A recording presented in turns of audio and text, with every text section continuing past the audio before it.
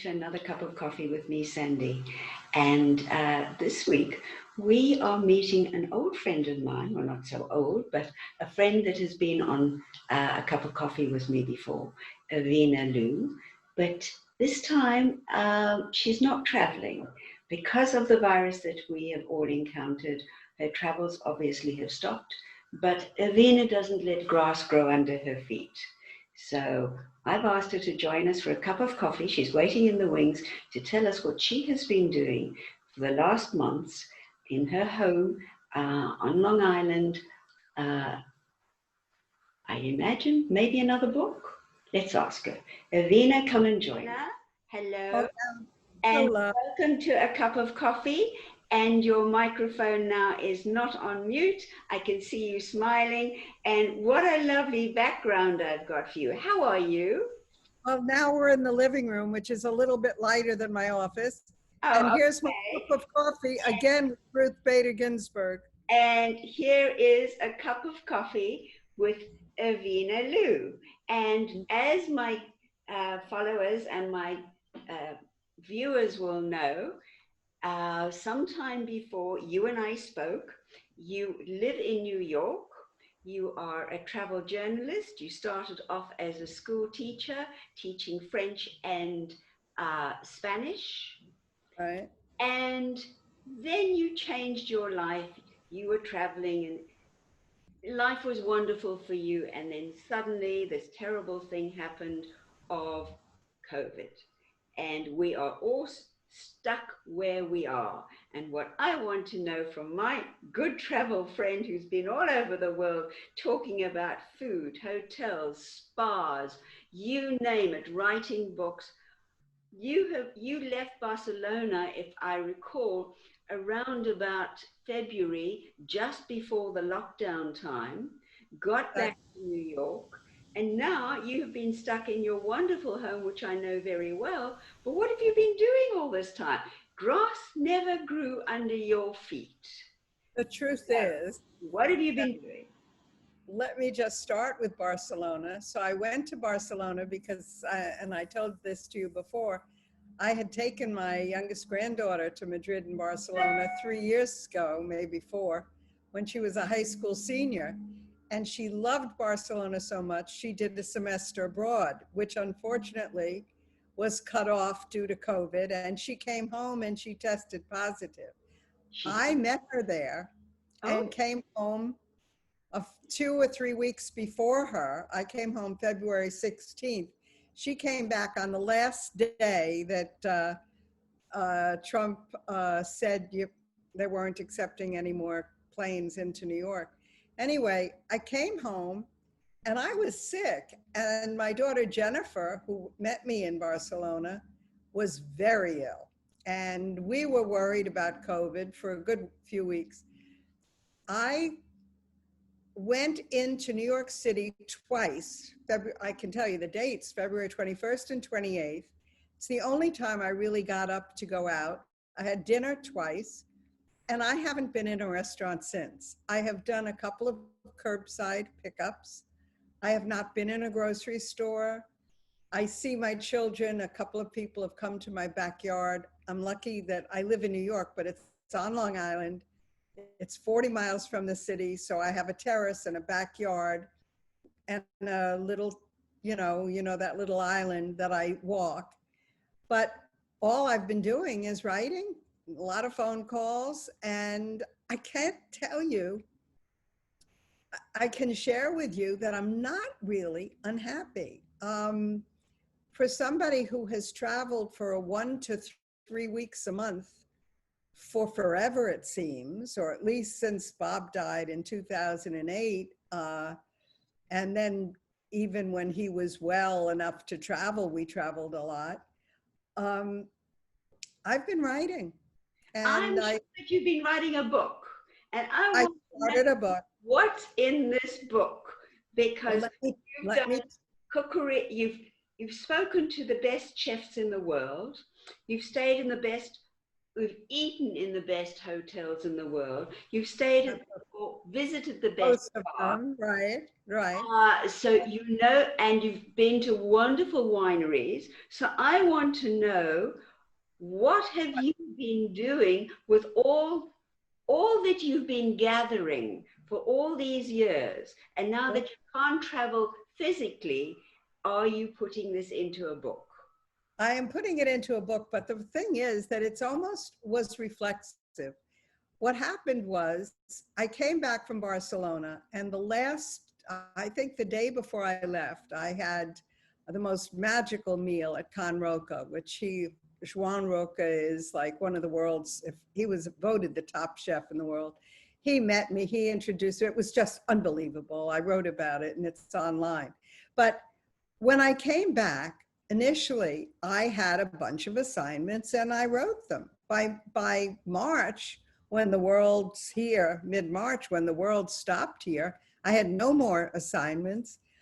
And I received a credit from VRBO, that they returned our deposit for the apartment that my friend and I had rented in Cannes for 3 weeks in June.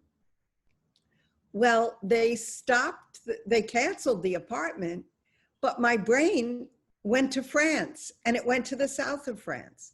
And I started remembering my first trip there. And I flew in, I had gotten an advance from a publisher, which is now Hachette, for my first book, You Can't Do It All. They made it a French book, Le Manuel de Survie de la Mère qui Travaille. And I went to France and I started writing about that. And it just kept going. And then I started remembering when I first did my transatlantic crossing when I was 19 years old and went to Europe. And I had always thought I would someday write a travel memoir.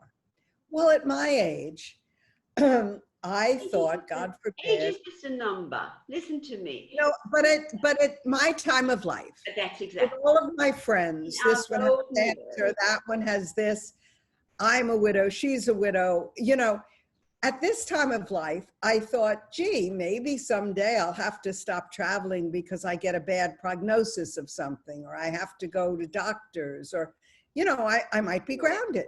I never, ever thought it would be for some extraneous thing like a pandemic.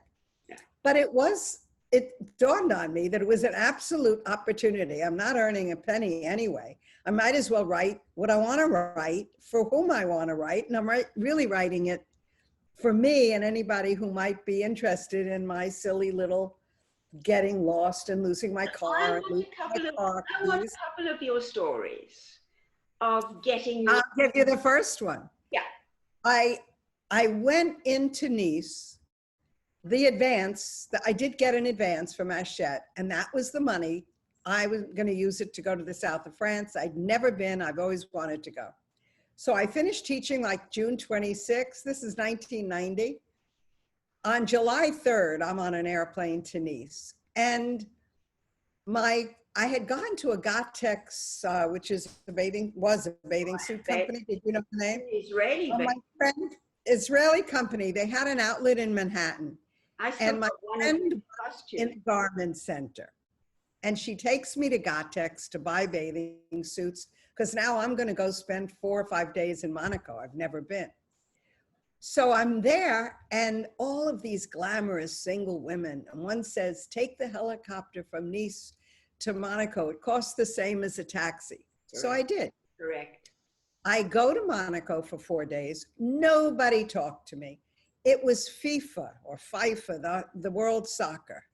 And here I am alone in a cosmopolitan place. I have all these beautiful clothes with me. Nobody looked at me. Nobody talked to me for 5 days. Okay. I did take the helicopter. I felt like Princess Grace or Caroline, anybody. The helicopter descends like an elevator into Monte Carlo.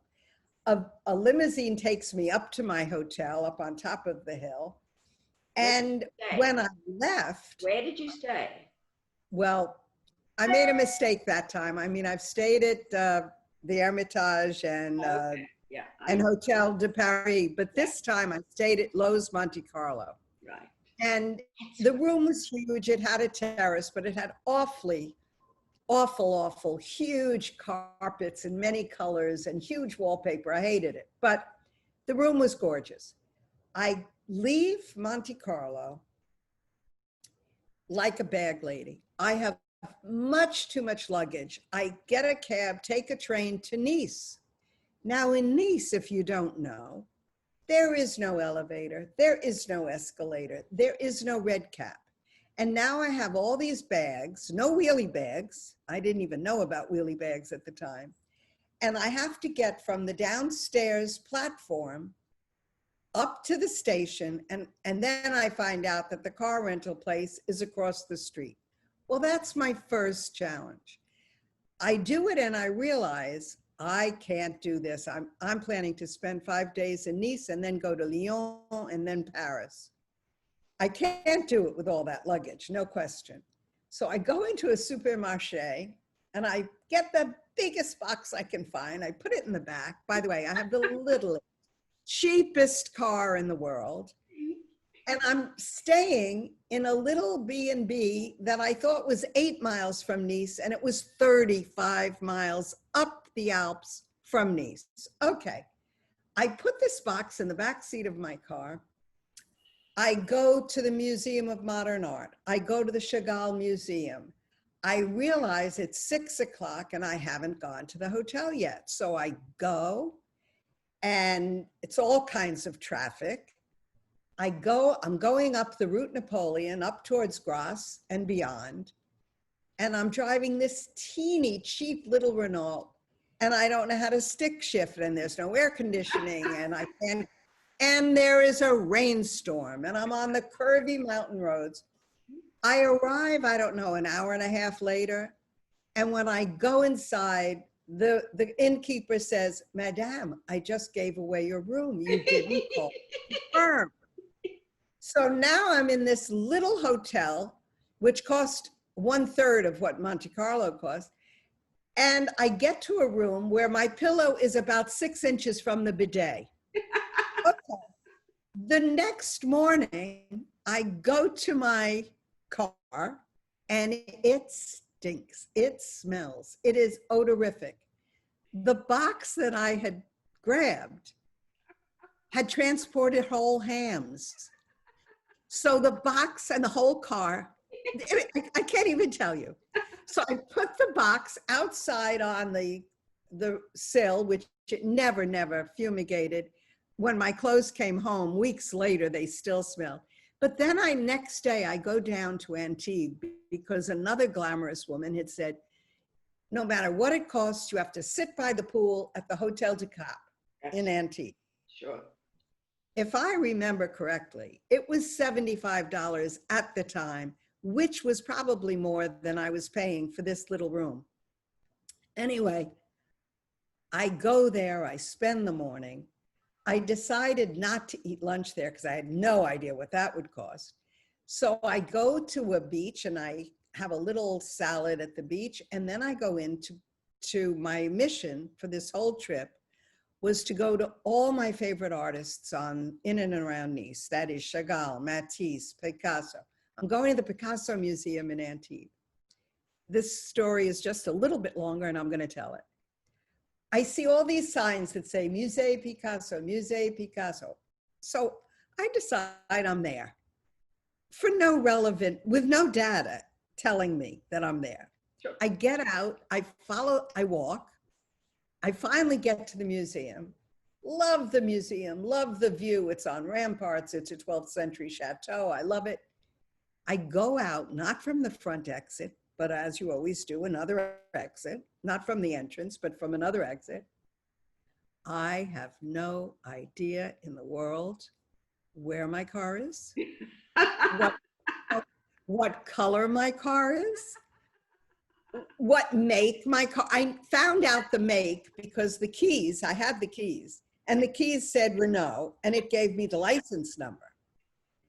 So this whole trip was like that. I I was alone for the first time in a foreign country. You know, I'm spending, Anybody? I'm stopping you. Did you speak to anybody?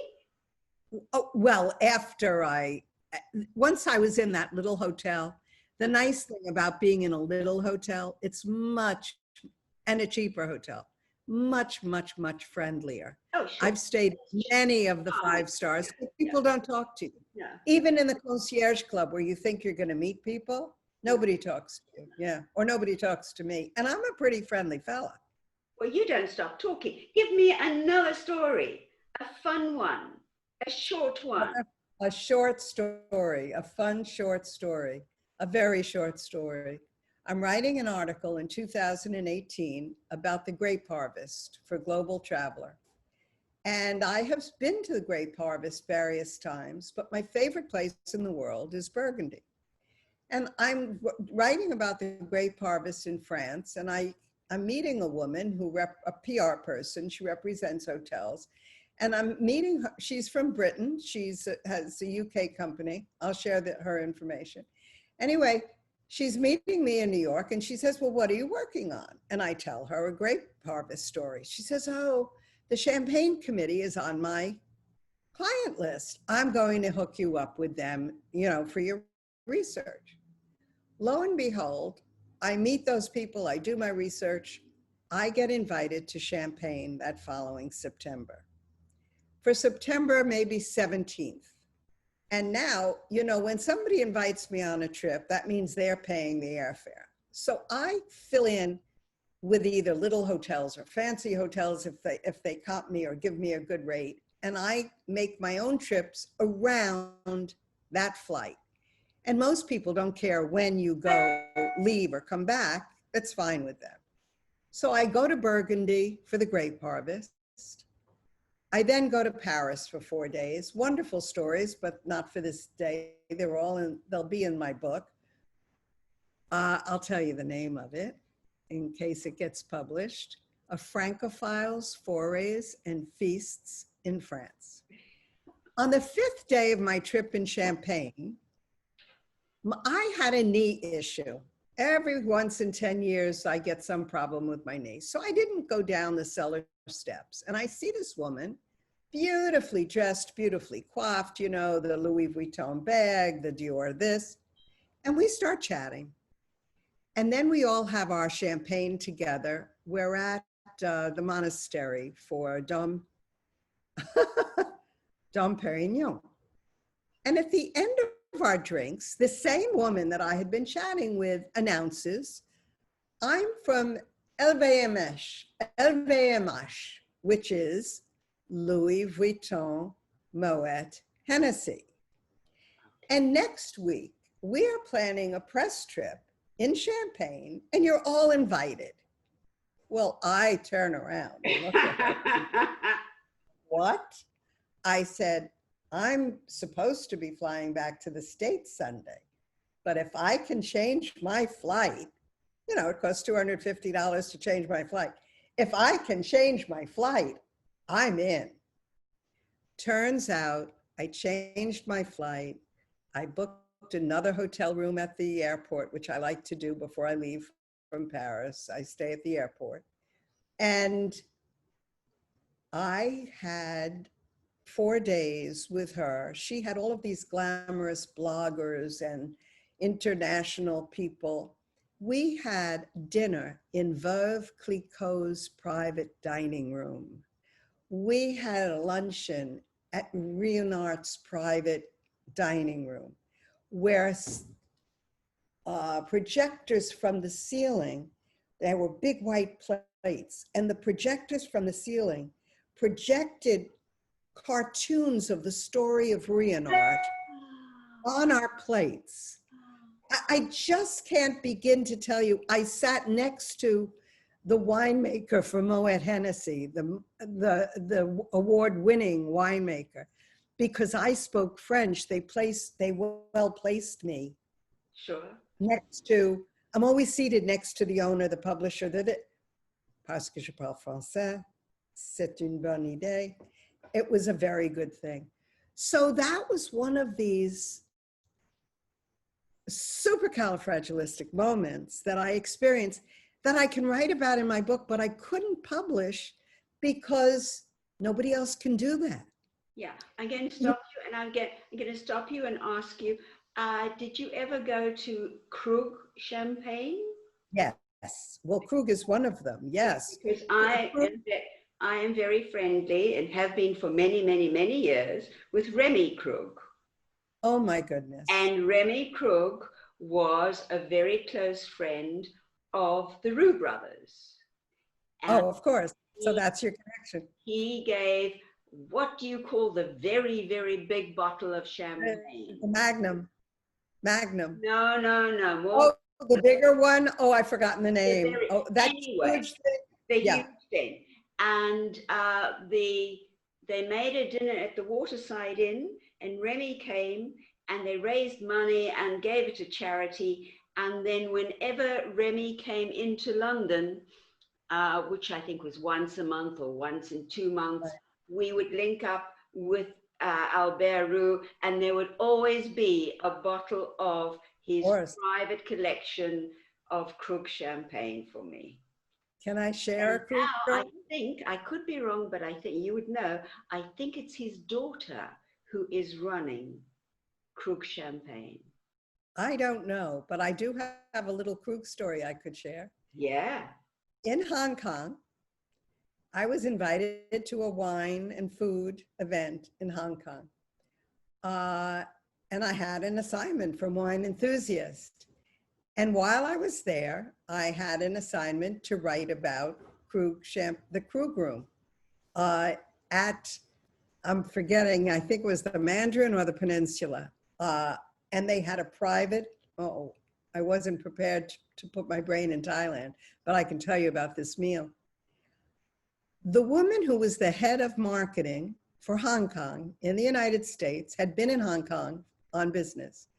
They had her stay for an additional 6 days to be my handler, is what they are, morning, noon, and night. And we stayed at the Ritz-Carlton in Hong Kong, where I got us on the concierge floor. And that's another different story, but there was a big wedding there with, everybody was there. Oprah was there, Michael Kors was there. This very important Hong Kong man was married the biggest star, a musician in Hong Kong. Anyway, back to lunch.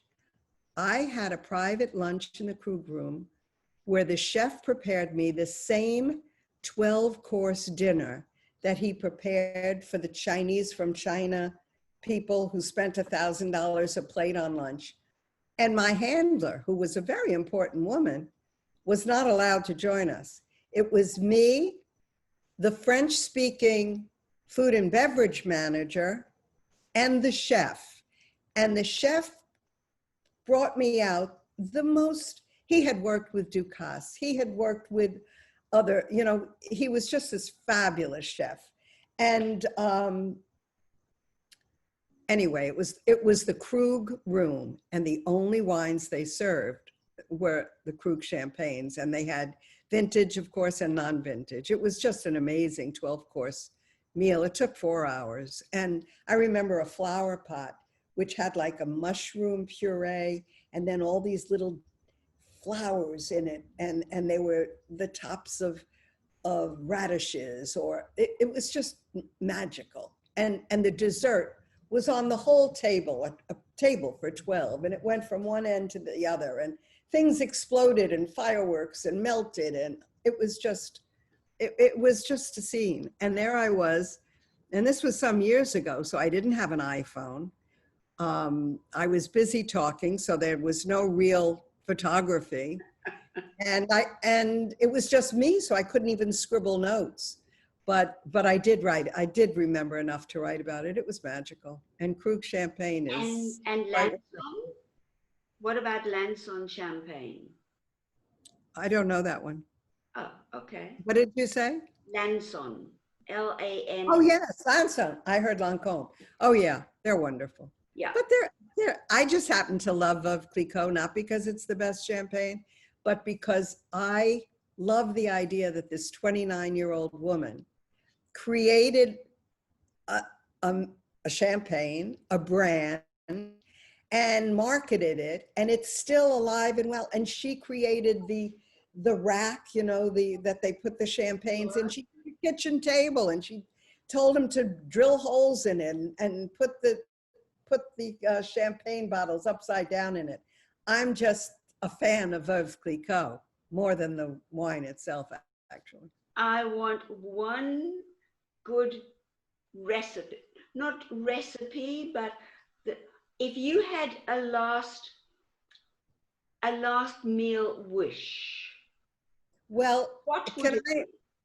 can I just change that a Yeah, little bit in my answer? sure. In the book, in the book, I had a week on a culinary week in Gascony with a woman, and I'll plug her new book because I have the book from 25 years ago. It just came out again. It's called A Culinary Journey to Gascony or Through Gascony, and her name is Kate Hill. And she had a barge in the back in behind her home. She's an American who lives in France. Anyway, in this book, at the end of most chapters, I am telling people how I make foods that I've learned about in France at home. For example, I love the little gougères, the little puff pastries, those cheesy puff pastries that Alain Ducasse serves. When you walk in, they take your coat and they hand you a gougère. It's a lovely thing. I have them in the freezer now. I love the papas that Jose Andres makes. And you know Jose Andres? He worked with Ferran Adria, and he's a big chef in the United States, but he was trained by Ferran Adria outside of Barcelona. And Jose Andres is also a major philanthropist. He does World Central Kitchen. Well, he makes papas, which are just really roasted potatoes. Potatoes, You yeah, because we have papas here. serve them, and you serve them with a red sauce, you know. So they're papas fritas, Spanish style. I love ratatouille. So what I do is, I'm lucky enough to interview a chef. I went back to Hotel Cap d'Antibes, Eden Rock, and I'm sitting with the chef, and I say, well, how do you make peas stew? Or how do you make ratatouille? Yeah. And I'm taking notes then. So I come home with those things. I mean, I don't have a written recipe, but, and then invariably they'll send me out a tasting of what I've asked about. And so I come home, you know, so whether it's aioli or it's papas or it's ratatouille, it's those simple things But it's all Spanish. that I can replicate at home. But it's all Spanish sounding as well. It's Oh yeah, It's all Mediterranean food. Mediterranean We have food. tapas, Yeah, we have yeah. ratatouille. We have all the same sort. All the same sauce. Yes, of course. Yeah. And it's the same ham. I mean, your ham is maybe the Iberian ham, and they have it, you know, from the Dordogne, wherever. But it's very similar. It's very similar when you're in the southern part of France, and it's very Italian as well. Ducasse opened a new restaurant I went to last year. It's a Mediterranean restaurant in the Hotel de Paris in Monte Carlo. And he has not only Spanish and French, but Lebanese and Greek. He, you know, the entire Mediterranean palette at that restaurant. It's very nice. We're just about out of time, and I want one more very short, fun piece that's going to be in the book. Back to when I was 19. You can be 16. I've never passed being 22, ever, and I never will. So when I was 19, and I certainly weighed a good deal less than I did now, but my body was sort of Marilyn Monroe-ish, which at the time was very in favor. And it didn't matter what your body looked like for these guys, but I got pinched on the butt. I got pinched on the butt. It's a family show. Huh? This is a family program, so be careful. No, no, no. Oh, no, no, no. There's nothing Okay. bad about it. But guys would, on the street, they'd pass you going this way. Then they'd turn around and give you a quick zap. And this happened when my girlfriend and I were in Italy for 2 weeks, and it happened in France. And it ended up that I had brought an umbrella with me. And at one point I said, I'm just going to carry my umbrella. And because I took a walk every day. I would walk through gardens. I would walk to Notre Dame. I was studying at the Sorbonne that summer. And which is, of course, what led me to become, well, I got to the Sorbonne because I was a Francophile, but it encouraged my enthusiasm for France, let's put it that way. So I used to walk wherever I walked, and I had this little umbrella, and if somebody would come near me and give me a pinch, I would just, the way people do when they catch a fly, I would just, with that umbrella, and it was, I don't know if it's funny, but it was how I survived. I've been waiting all my life to have my bottom pinched when I've been to Italy or when I've been to France, and it's never ever happened. And now it's too late. The only thing that's happened to me is people will pinch me on the arm and I bruise very easily. Oh yeah, and then you get black and blue now, right? Yes, absolutely. My darling Irvina, I've done it again because I always call you Vina. Irvina Lew. And spell it, I want you to spell it so anybody listening can go to my website. Vina, and then the surname is Lew, and it's .com if you want to make contact with this amazing lady who's got incredible stories. Her book, I'm sure, will be published. Well, I'm going to come to you when I do get it published. I'm going to do this again. Yeah, and it is going to be full of fun, and at least you have done something with the time that you've had at home, which normally you don't have. So you've used it.